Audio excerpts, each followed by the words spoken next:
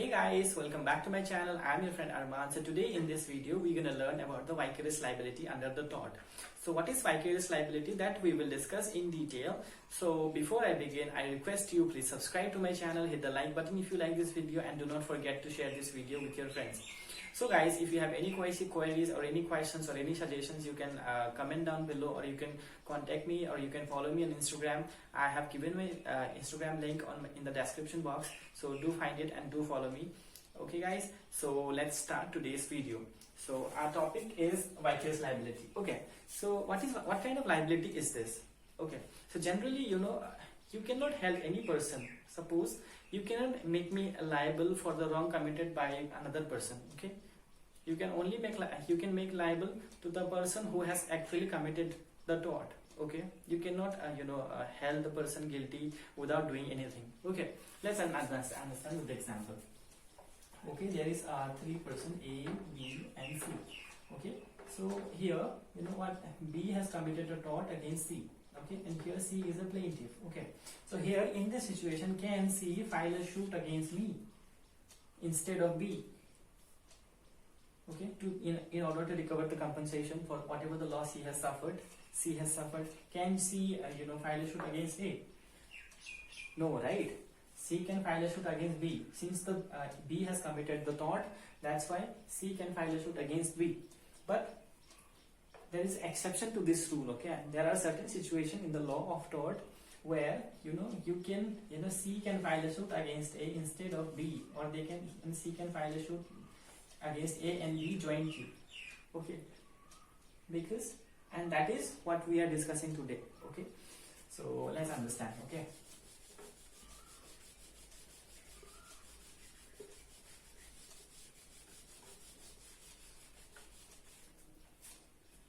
okay, so as I have told you, that vicarious liability is a liability which is arising out of the tort committed by some other person. Okay, so let's understand again. Okay, let's take the same example, A and B and C. Okay, here A authorizes B to do certain act, and B did the same, and when B did the act, he injured or committed a tort against C. So here in this case, since B was appointed by A, so here what has become? So A has become A is the master and B is the servant, because B is serving A. So that's why A will incur the liability for the wrong committed by B against C.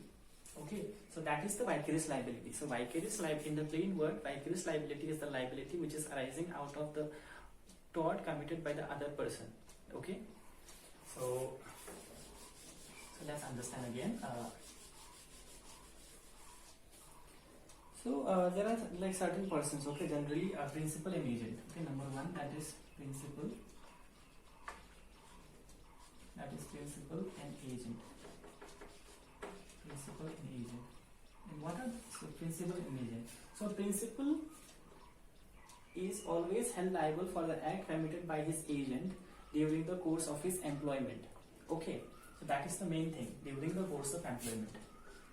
During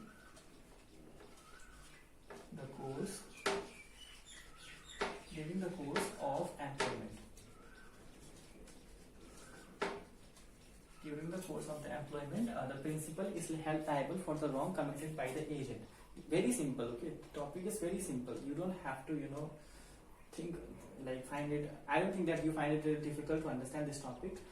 It is very simple, that the principal is liable for the act committed by his agent during the course of his employment. You know why? Because of the vicarious liability. Since principal hired agent to do a certain work, so that's why the agent is immune or say protected because of the there is a sanction, like agent was authorized by the principal to do a certain act. So that's why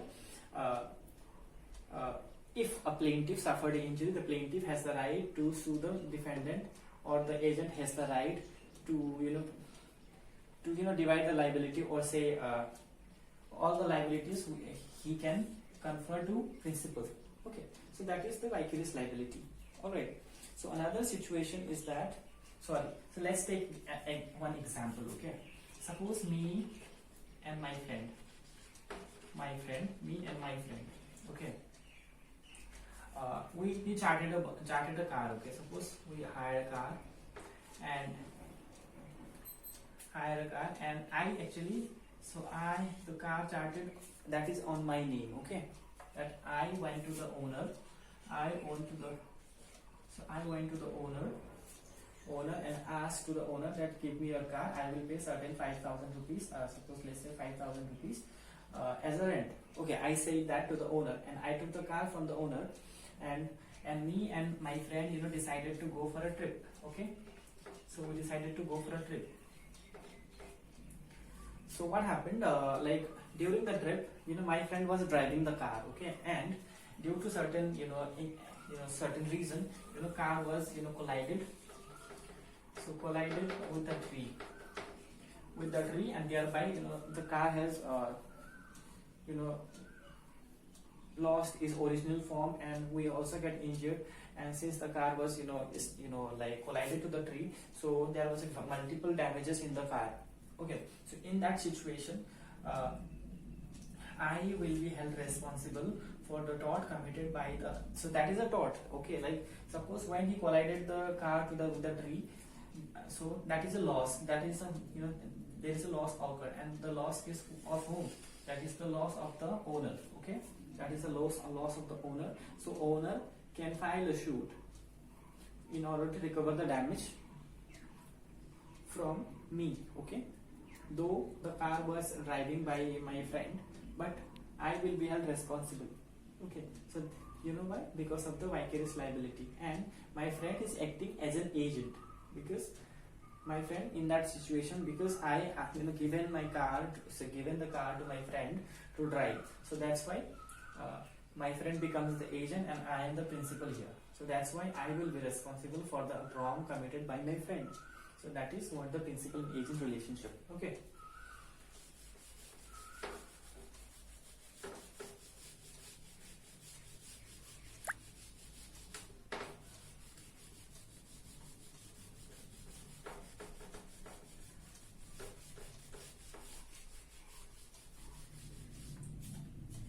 So guys, another thing is that partners. Okay, another when like partners.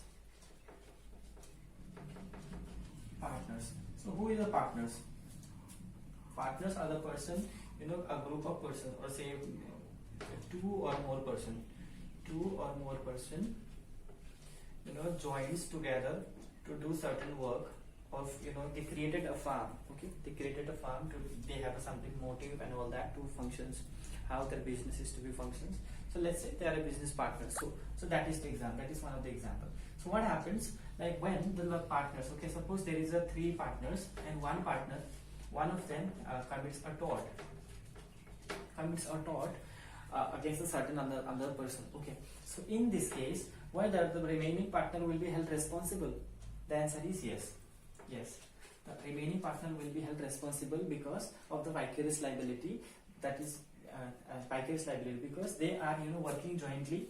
So act of the one person binds the other person. Okay, as if the act is done by all 3 of them only. Okay, though the 2 persons are innocent, they haven't done anything personally to the plaintiff, but the act of the one partner binds the remaining 2 partners. All right, so this is the partners relationship, vicarious liability of the partners. Okay,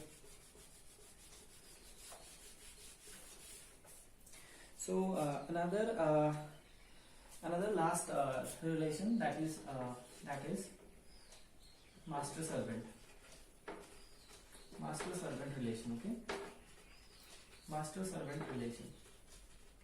So in case of the master servant relation, the whatever the tort committed by the servant, the master will be held responsible, because master is in the superior position and the master has hired the servant to furnish a work to be done by his servant. Okay, and during the course of the employment, remember this, during the course of the employment, whatever the things is done by the servant, master will be held solely liable for it. Okay, So there are two maxims to it. So one is qui facit per allium facit per se, and number two is respondent superior. So respondent superior. So let's understand this, guys. Qui facit per, allium facit per se, and the respondent superior. So these two maxims are really important, and remember this. These maxims I have seen in the question papers, various questions papers regarding these two maxims. Okay. So qui facit per, allium facit per se. That means it is, this is the main principle of vicarious liability. Okay. So the meaning of this maxim is that, like, he who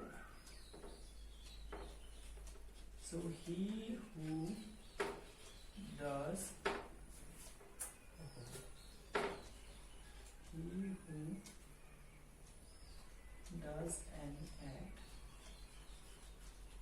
an act through another, he who does the act through another is deemed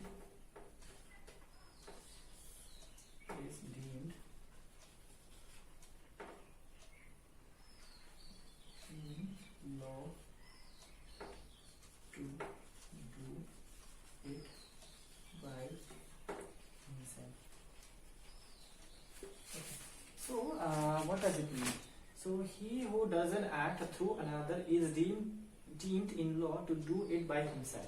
Okay. So which means that, like, if you authorize some person to do your work, then it is deemed, or it is it is presumed that the work is done by me himself. Suppose if I hire a person to do a certain work, and whatever the work is being done, so that will bind me as if the work is done done by me only.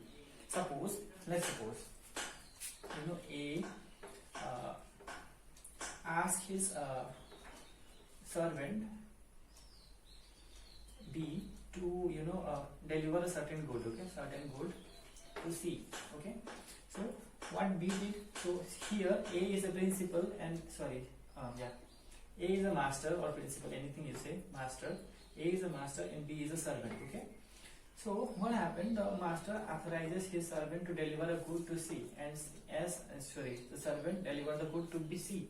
So what happened, so it is deemed that the C will presume that it is the good delivered by the Mr. A. Okay, that is Mr. A, that is the master. So similarly, when we during the transit of the good, while taking the good to the C, suppose the good were lost, lost in the transit. So in that case, the C will suffer the loss. So C will file the suit against A, and A will be responsible for the loss of the good, though the loss of the good was not his fault, personal fault, but it is the fault of the B, that is his servant. So that's why he will be held responsible. Alright, very simple. So he who doesn't act through another. So if a person doesn't act through another person, then the person will be deemed that the work is done by himself only. Alright, simple. And the respondent superior. Okay, the respondent superior, that means, like, let the master be liable. Okay, let the master be liable. Let the master be liable. Okay, simple. So let the master be liable, because why? Suppose when a person hires a servant, so obviously servant is the financial condition of the servant is lower in comparison to the master. That's why he is hired by somebody, right? So that's why when tort is committed by the servant, it is always that the suit will be always against the master, because master is in the good position, or say he is in the superior position, so that whatever the claims or compensation provided by the court in favor of the plaintiff, that can be given by the master, because servant might not have the capacity at that time to make good to the loss. All right. So this is what the vicarious liability is. I hope it is clear to you. If you still have any doubt or anything, you can ask me. So if you find any questions in the exam, you just have to write it very simply. That is like vicarious liability is a liability which is incurred for the tort committed by the other person. Okay, and you can thereafter you can give an example. Suppose A commits a tort against B and against B. So like that you can give an example that I have given in the earlier, and after that, so you can give like in what are the situations the vicarious liability arises. Okay, so these are the three situations, like principal and agent. So in case of the principal and agent, whatever the wrong committed by agent, the principal will be held liable. Similarly, in case of the partners, and during the course of the employment, remember that. And during the partnership also, if wrong committed by a partner, so that will bind another rest of the remaining partners also. And another situation is that master-servant relation that I have just discussed. Okay, so there is a two maxim. Remember this: qui facit per, alium facit per se, and the respondent superior. Okay, so this is all about vicarious liability. I hope you enjoyed this video, and if you find it is still something difficult or something missing, then you can let me know. You can ask me in Instagram, or you can comment down below. So yeah, if you haven't subscribed, please subscribe again. I'm asking and I'm requesting you. And do hit the like button if you like this video, and do not forget to share this video. Thank you so much. You guys are wonderful. Thank you. Thanks a lot.